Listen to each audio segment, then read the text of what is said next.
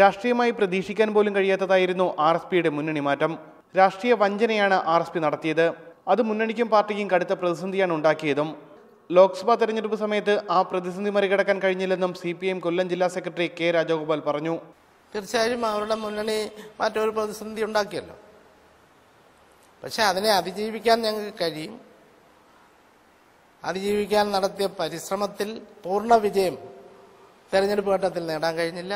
മുന്നണി മാറ്റത്തിലൂടെ RSPക്ക് താൽക്കാലിക ലാഭമുണ്ടാക്കാനായെങ്കിലും ദീർഘകാലാടിസ്ഥാനത്തിൽ അതവർക്ക് വലിയ തിരിച്ചടിയാണ് ഉണ്ടാക്കിയിട്ടുള്ളത്. ഇപ്പോൾ കൊല്ലം കോർപ്പറേഷനിലടക്കം തദ്ദേശ സ്വയംഭരണ സ്ഥാപനങ്ങളിലെല്ലാം ഇതിൻ്റെ തുടർച്ചയായി RSP സ്വീകരിച്ച നിലപാടുകൾ അവർക്ക് തന്നെ തിരിച്ചടിയാവുകയാണ് ഉണ്ടായത്. RSP LDF വിട്ടതിലൂടെ ഉണ്ടായ പ്രശ്നങ്ങൾ കൂട്ടായ പ്രവർത്തനങ്ങളുടെ മറികടക്കാനാകും.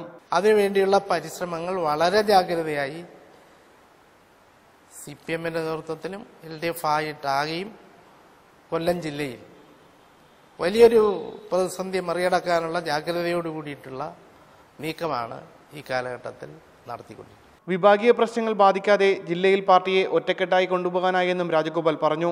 കഴിഞ്ഞ 5 തവണയായി ജില്ലാ സെക്രട്ടറിയായി തുടരുന്ന K. രാജഗോപാൽ ഇത്തവണത്തെ സമ്മേളനത്തോടെ സെക്രട്ടറി സ്ഥാനം ഒഴിയേണ്ടി വരും. ഉമേഷ് ബാലകൃഷ്ണൻ, റിപ്പോർട്ടർ, കൊല്ലം.